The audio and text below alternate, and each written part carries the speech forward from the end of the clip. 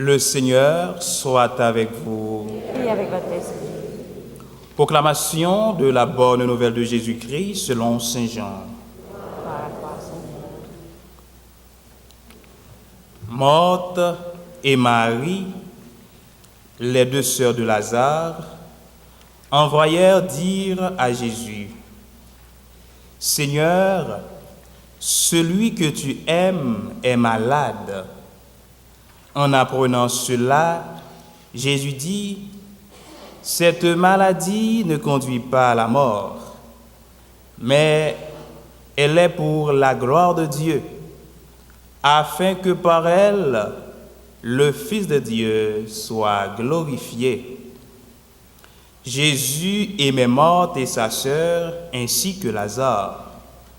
Quand il apprit que celui-ci était malade, il demeura pourtant 2 jours à l'endroit où il se trouvait. Alors seulement il dit aux disciples: Revenons en Judée. Quand Jésus arriva, il trouva Lazare au tombeau depuis 4 jours déjà. Lorsque Marthe apprit l'arrivée de Jésus, elle partit à sa rencontre, tandis que Marie restait à la maison. Marthe dit à Jésus: Seigneur, si tu avais été là, mon frère ne serait pas mort. Mais je sais maintenant encore, Dieu t'accordera tout ce que tu lui demanderas. Jésus lui dit: Ton frère ressuscitera. Marthe reprit: Je sais qu'il ressuscitera au dernier jour à la résurrection. Jésus lui dit: Moi, je suis la résurrection et la vie. Celui qui croit en moi, même s'il meurt, vivra. Et tout homme qui vit et qui croit en moi ne mourra jamais. Crois-tu cela? Elle répondit: Oui, Seigneur, tu es le Messie, je le crois. Tu es le Fils de Dieu, celui qui vient dans le monde. Jésus demanda: Où l'avez-vous déposé?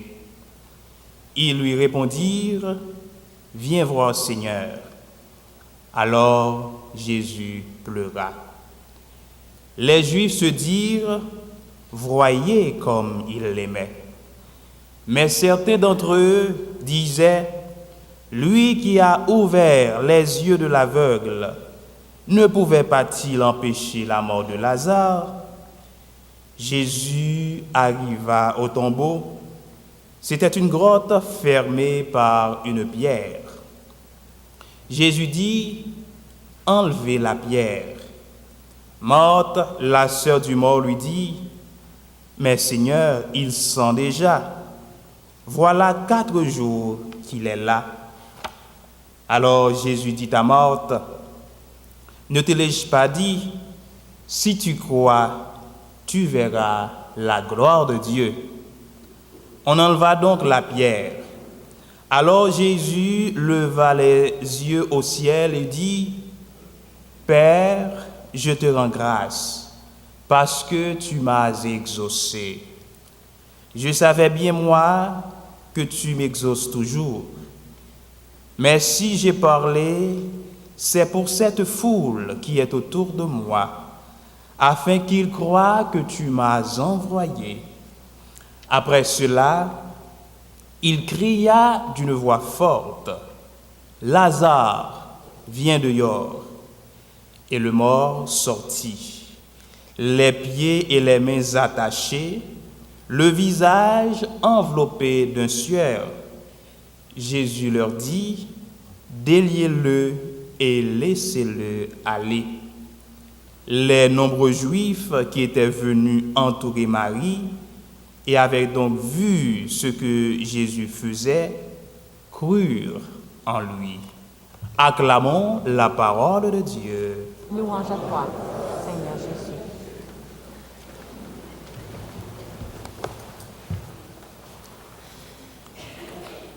Mes frères et sœurs, les textes bibliques de ce 5e dimanche du Carême nous annoncent une bonne nouvelle. Ils nous disent que notre Dieu n'est pas le Dieu des morts, mais celui des vivants. Il veut que nous ayons la vie en abondance. Ce dimanche nous ouvre les perspectives de la résurrection. Et c'est le fondement même de notre foi. Dans la première lecture, le prophète Ézéchiel nous introduit à ce message d'espérance. Il s'adresse à des gens qui sont en terre d'exil depuis de nombreuses années. Beaucoup d'entre eux sont morts d'épuisement. Pour les survivants, l'avenir semble sans espoir. Le peuple élu semble appelé à disparaître comme beaucoup d'autres avant lui. Mais le prophète Ézéchiel vient raviver leur espérance. Il leur raconte sa vision des ossements desséchés qui se sont recouverts de chair et de peau, puis se sont mis à revivre. C'est ainsi que Dieu fera revivre son peuple. Avec lui, il n'y a pas de situation désespérée. À travers ce texte biblique, nous avons déjà une approche de l'idée de la résurrection. La victoire sur la mort est en revanche clairement annoncée dans la deuxième lecture. Saint Paul affirme que nous ne sommes pas soumis à l'emprise de la chair, mais à l'esprit. Dans le langage de Paul, la chair, c'est l'homme ou la femme enfermé sur lui-même et centré sur ses désirs. L'esprit est une forme de vie nouvelle, suscitée par l'esprit même de Dieu. Il nous apprend à nous situer en vérité face à Dieu, face aux autres et face au monde. Cette vie de Dieu qui nous est donnée au baptême se développera pleinement à la résurrection des morts. Le Christ ressuscité veut nous associer tous et toutes à sa victoire sur la mort et sur le péché. Dans l'évangile que nous venons d'écouter, nous découvrons la force et la grandeur de l'amour de Jésus. Malgré les menaces de mort qui pèsent sur lui, il décide de se rendre auprès de son ami Lazare. Jésus ne peut pas rester loin de ceux et celles qui souffrent. Il y a déjà là une interpellation pour nous qui avons souvent tendance à nous détourner de la souffrance. Nous pensons aux hommes, aux femmes, aux enfants qui se sont écrasés par la misère, la faim, la solitude, la tristesse. Ce sont tant de germes de mort qui empêchent l'épanouissement total de l'être humain dans le monde.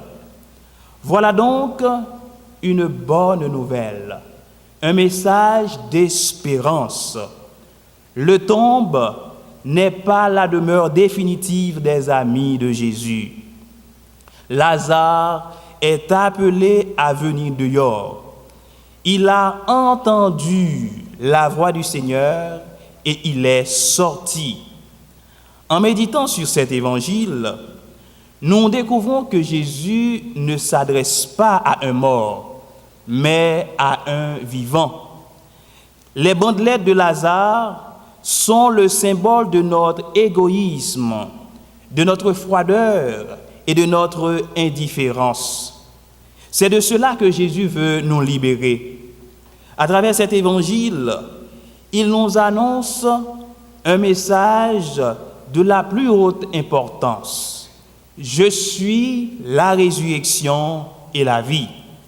Celui qui croit en moi, même s'il meurt, vivra. En appelant Lazare à venir dehors, Jésus s'adresse à tous les êtres humains. Il les appelle tous et toutes par leur nom. Avec lui, la mort ne peut avoir le dernier mot. Elle est devenue un passage, une porte vers l'éternité. En ce jour, nous faisons nôtre la profession de foi de morte. Je crois, Seigneur, tu es le Fils de Dieu qui vient sauver le monde. Le récit du retour à la vie de Lazare est un évangile dont le but est de nous présenter Jésus comme vainqueur de la mort. Jésus le vivant, plus fort que la mort, Jésus est capable même de réveiller un mort qui sent depuis 4 jours. Le sommet de notre page d'évangile est sans doute dans cette affirmation. Je suis la résurrection et la vie. Celui qui croit en moi ne mourra jamais. Ainsi, il nous est dit que par la foi, nous pouvons prendre part à la victoire de Jésus sur la mort. Il nous montre qu'il est le Dieu vivant qui peut faire lever sa résurrection sur nos tombeaux. Chaque fois, nous sommes rassemblés pour célébrer l'Eucharistie. C'est l'occasion qui nous est offerte pour faire mémoire de la vie que nous avons reçue dans le Christ grâce à notre baptême.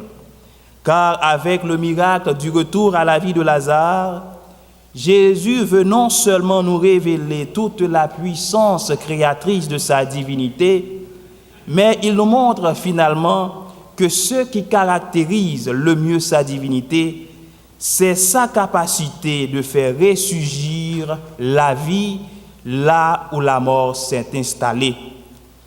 À cette grande mission de donner la vie au monde, Jésus nous associe, car dans notre baptême, nous avons pris l'engagement de marcher à sa suite. Notre condition de baptiser et d'être enfant de Dieu par adoption, elle est de vivre de la vie divine et de faire l'expérience de notre résurrection. Ainsi, nous sommes appelés comme Église à devenir, nous aussi, porteurs et porteuses de vie, de libération, de consolation et d'espérance. Nous sommes appelés à chasser autour de nous tout germe de mort. Jésus a réveillé Lazare, c'est pour nous dire que l'être humain peut vaincre les maux qui rongent notre monde, tels la faim, l'analphabétisme, le déboisement et l'injustice.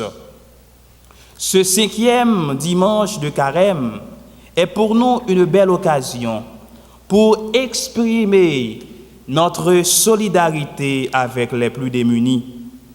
À travers notre carême de partage, nous pouvons poser un geste qui aidera des gens à vivre et à développer un regard d'espérance. Nous sommes témoins de tant de gestes de partage et d'amour que vous avez déjà exprimés à travers ce que vous offrez aux enfants pauvres d'Haïti. J'étais personnellement en Haïti après mes études à Rome. J'ai vu des stations d'eau, des semences pour accompagner les planteurs et aussi la distribution des plats chauds aux enfants de l'école Saint-Louis-Marie Grignon de Montfort. Et j'ai appris que tout cela a été financé par le sanctuaire Marie-Reine des Cœurs. Croyez-moi, mes frères et sœurs, chaque fois que vous permettez à un enfant de trouver un verre d'eau potable, un plat chaud, c'est la vie que vous lui offrez. Le fait d'aider des travailleurs à trouver des semences pour cultiver la terre, c'est une possibilité que vous donnez à de nombreuses familles de vivre mieux. Cela correspond à notre grande mission de baptiser, annoncer le Christ, le Dieu vivant qui est capable de ressusciter même les morts. Vous voyez cette image comme cet arbre qui se réveille durant le printemps. C'est ainsi que vous donnez l'espérance aux enfants pauvres grâce à vos gestes de partage. Nous rendons grâce au Seigneur qui vous a permis de partager avec d'autres le peu que vous avez. Nous lui demandons de nous combler de ses bénédictions pour qu'à travers nos petits gestes de chaque jour, nous puissions continuer à travailler pour faire advenir le règne de Dieu maintenant et pour toujours. Amen.